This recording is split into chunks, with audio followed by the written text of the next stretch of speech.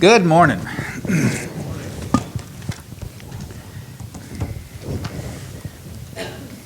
I got to thinking how many times I've been up here behind this pulpit over the last 30-some years. And it's kind of like the same thing over and over. You get those butterflies in your stomach and you get a little nervous and you kind of get pitted out a little bit, and it's like, I want to make sure that I present this the proper way, because this is the living Word and it's the truth. And I want to make sure that everyone understands it in the right way. So this morning, as I was thinking about teaching, and if you'll notice that my verses that I'm using this morning is found in Hebrews chapter 5, and verse 12 is the one that mainly I want to look at there. It says, in fact, though by this time you ought to be teachers. You need someone to teach you the elementary truths of God's Word all over again. We ought to be teachers. That's what I want you to keep in mind this morning.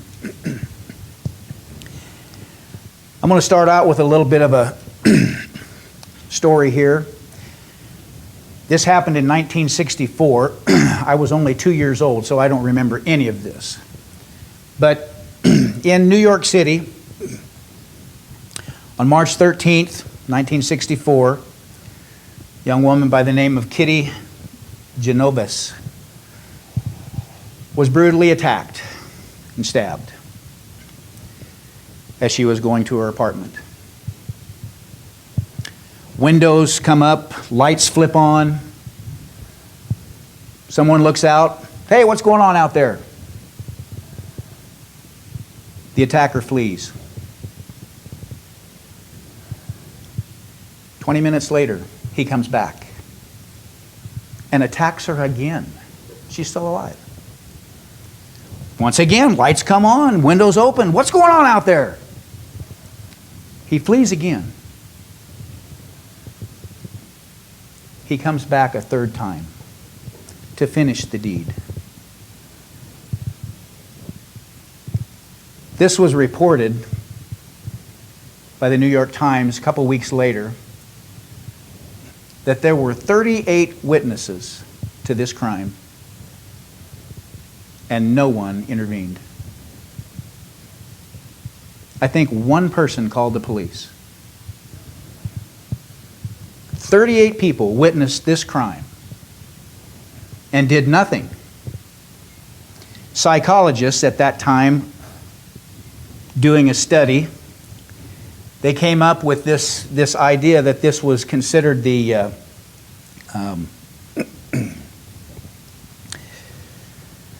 I can't even remember it right now. The Bystanders effect. Basically, they were bystanders. They didn't want to get involved. The bystanders effect is basically defined as someone that looks away in the face of danger or is less likely to offer help in the presence of other people. Somebody else will do it. Somebody else will take care of that. I don't want to be involved. They have indifference to the situation. Now think about this. How many of us have had relatives, neighbors, friends that have died and never came to know Christ?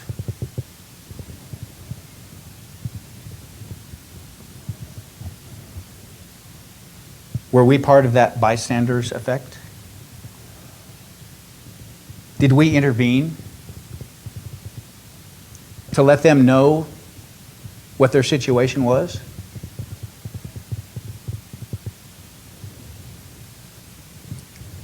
This young woman's, it was a matter of life and death to her, and she died. No one intervened.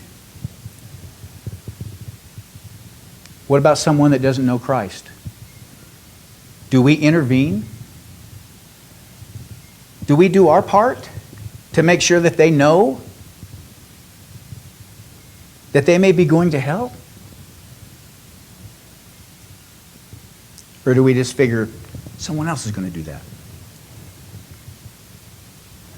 The elders, the preacher, somebody else can do that. I'm not going to get myself involved.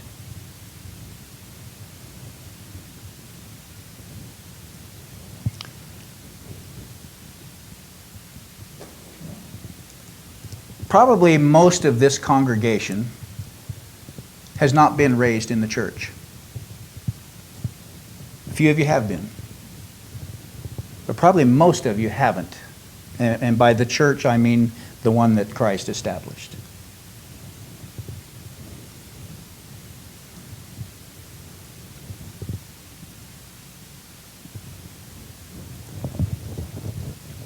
Think about what would have happened to you if someone hadn't have intervened in your life.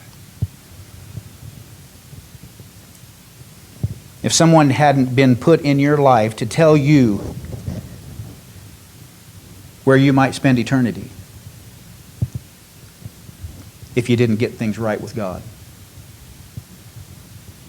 Now, if you were raised in the church, that was probably preached to you all the time. Should have been. But if you weren't raised in the church,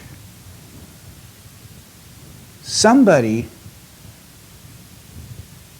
had enough love for you that they taught you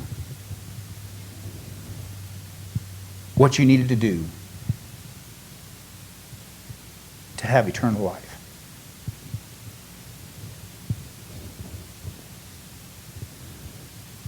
Too many times we have the attitude that somebody else will do it. Somebody with more experience. Somebody that has more knowledge. Let me ask you, how did you learn to drive? You applied yourself, you read the handbook, you practiced it. Why? Why did you? Because you wanted to learn to drive. Same thing with cooks, with chefs. You name it, your work. Why did you go to school? Why did you go to college? To learn, to gain knowledge of what you wanted to do. Correct? Okay? Why are we so lax in this? Why are we so lax in having the knowledge to go to our neighbor, to our friends, to our family, and show them the truth?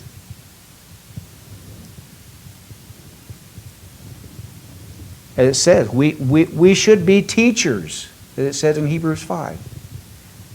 But what? We got to go back to the milk? Why shouldn't we all be getting the meat of the Word and presenting that to those that are lost?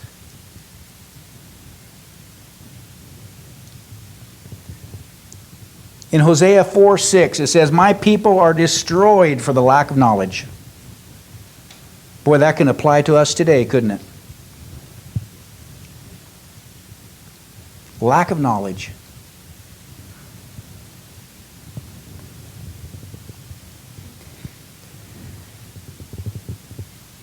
It's possible that maybe we think that we can't learn it, but as I've pointed out, we can. We can learn this. If you have become a Christian, you know all the essential facts right there to teach someone. Now, that doesn't mean that you can do a whole expository on the book of the Bible, but you can give them the facts that they need. And they can become a Christian. Then it's up to them to learn more. And most of the time when a person becomes a Christian, they're so excited they can't get enough of it. They can't get enough of it. They're excited. Then as time goes on, it seems like it kind of gets like, I've got other things in my life that I need to be doing. Like living, jobs. All those things get in the way, don't they? It's just, we're constantly learning something. It's where we're going to apply that learning. And we always think that, well, the preacher is the one that we're going to have. He needs to spend all his time in there, and he just tells me what I need to know. Nope. Tells us we all should be teachers. That means that we all need to have the knowledge of what we're teaching. And there's no excuse, because I don't believe there's anyone in here that does not have a Bible, and in matter of fact, probably we have several of them in different translations and everything, so that we can understand. A lot of us have concordances. We have all of the tools. Do we use them?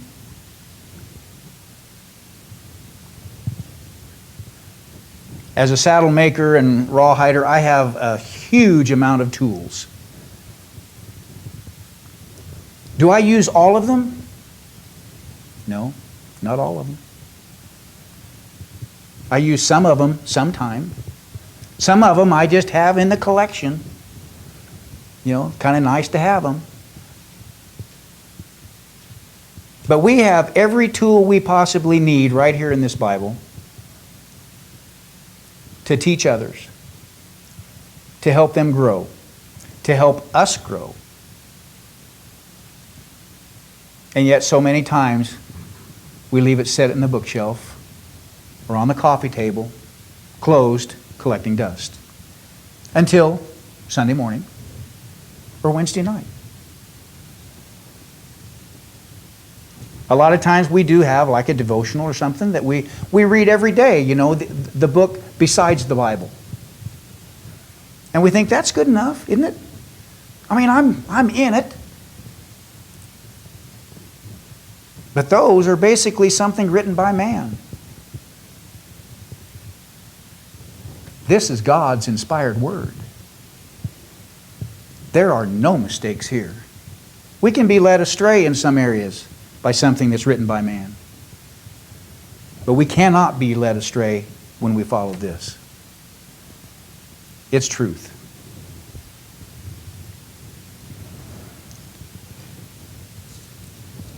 You know, a lot of times we don't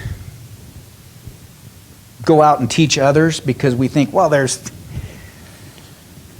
we don't really have any good prospects. You know, I mean, there's nobody out there really that I could teach. Now tell me,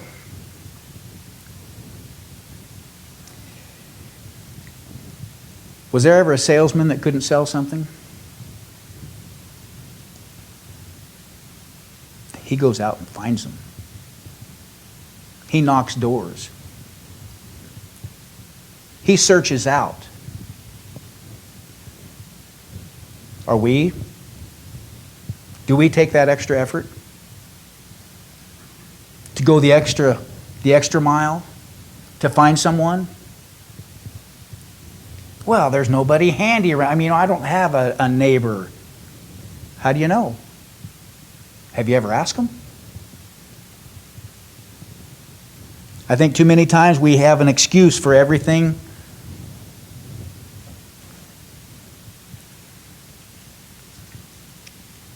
When we became a Christian, we were excited.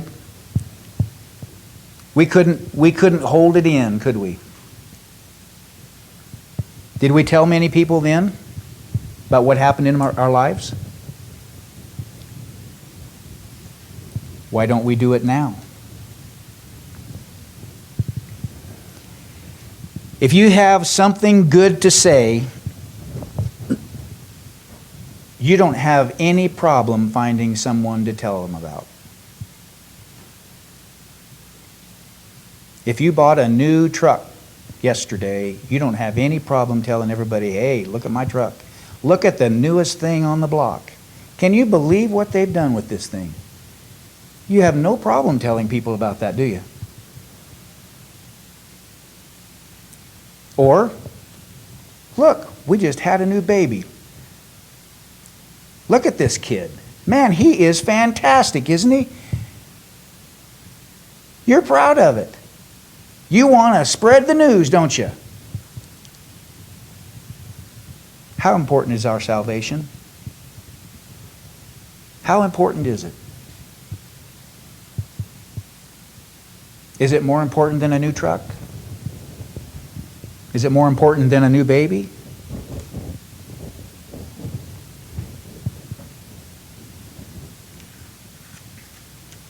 We need to be prepared at all times to give an answer for the hope that we have. Are we prepared? Can we truly say, I am prepared? If someone came up to me on the street today and they said, why are you the way you are we ready to give them an answer?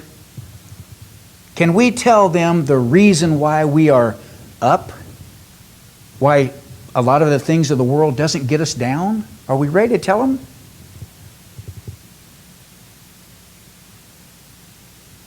And not just say, I got a good report from the doctor the other day. Tell them truly why you are the way you are. That Christ is in my life. He has given me a new lease on life. He has given me eternity in heaven if I live faithfully for Him. And this is how you can do it. Are we ready to give that answer? Or is it, I won the lottery the other day. That's why I'm so happy. That'll get you nowhere. Too many times we come up with all kinds of excuses. The indifference to people that are walking around right now today that do not have the hope of salvation. There's people walking around today in this town that have no hope. They are lost.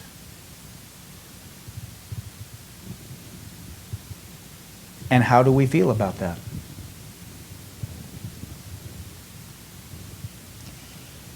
I think a lot of times we have the fear of rejection that stands in our way. We have friends. We have family members. We've maybe tried to present the gospel to them, tried to get them to think our way, but they've kind of said, nah, I don't really see it that way. And then we kind of just quit talking about it because it's kind of a sore subject. We don't want to drive them away. We don't want to lose them as a friend.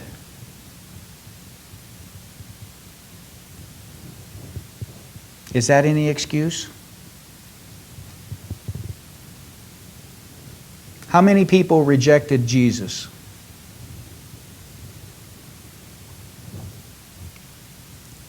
A lot of the crowd did. When He hung on the cross, the crowd was jeering at Him. He's a king of the Jews. Look at Him. He's on that cross, bleeding, suffering, naked, and everybody was against Him. They rejected Him.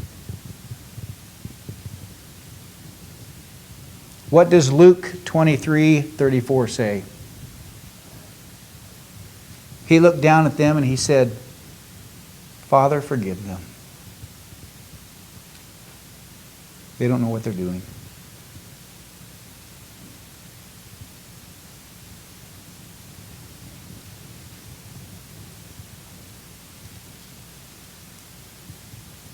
When you think about the people that are going to be going to hell because they don't have Christ.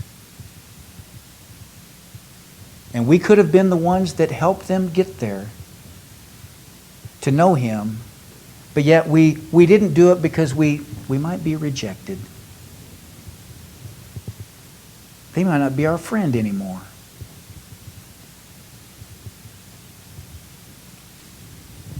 Would it be worth it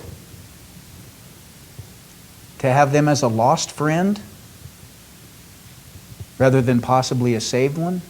Because I'll guarantee you, if they came to know Christ, they would thank you over and over and over again for letting them know the plan of salvation. I don't know of anyone that has become a Christian that says, I hated that person for telling me how I was going to get to heaven.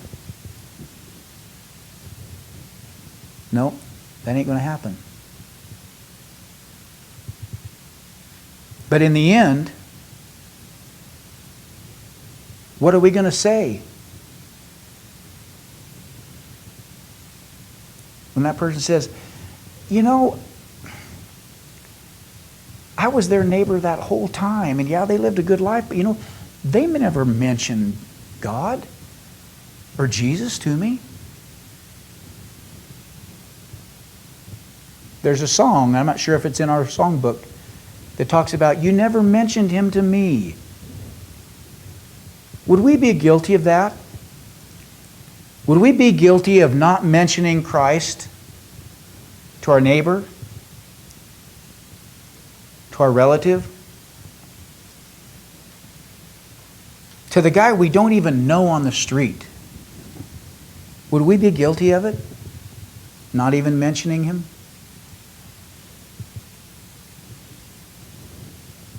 Where does that put us?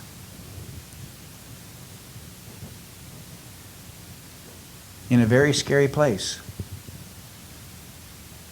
God gave us a commission to do. And it's in these vision and mission statements that we say we want to follow.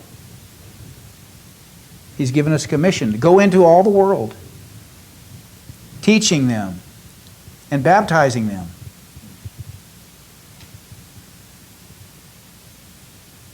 Are we doing it? Each one of us has to look at our own. I can't point anybody out and say, well, you're not doing it, you're not. I got to look at myself. And I'm not doing a very good job.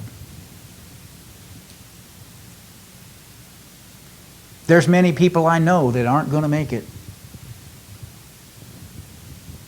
And what am I doing about it? Am I just passing it off? It's no big deal. Somebody else will do it. I'll let the preacher do it. It's no excuse. No excuse at all. We are all responsible. We can't say, well, you know, I mean, that's just the way we are. That's human nature. That's what the psychologist established there, wasn't it? The Bystanders effect. It's common with us. That's a good excuse, isn't it? Nope. Not at all. There's power in the gospel. There's power in it. We can have that power to save those that are lost. Do we care enough about the people in the world that we gain that knowledge, that we share that knowledge, and that we contact people with that knowledge, that they can become a child of God? think pretty much all of us in here are. Look around you. Kind of a small number, isn't it? When you look out there and you see the huge number out there, the fields are white with harvest. Are we going to be the ones that go out there? Are we going to say, you know, the house-to-house, heart-to-heart program is pretty good. I'm just going to let them do that. You know, the church supports it. I'm just going to let them do that. Yeah, it does pay off in some ways. That's the reason we have Glenn here, is because of that. But you know what? It takes more than that. It takes more than just programs and pamphlets we do in the mail. It takes more than just door knocking. It takes more than just checking up on the visitors. It takes us diligently going out, searching those people out, and telling them the good news. Letting them know that there is hope. If there's anyone here today that needs to make a decision to follow Christ, if there's anyone that needs prayers, let that be known as we stand and sing our closing song.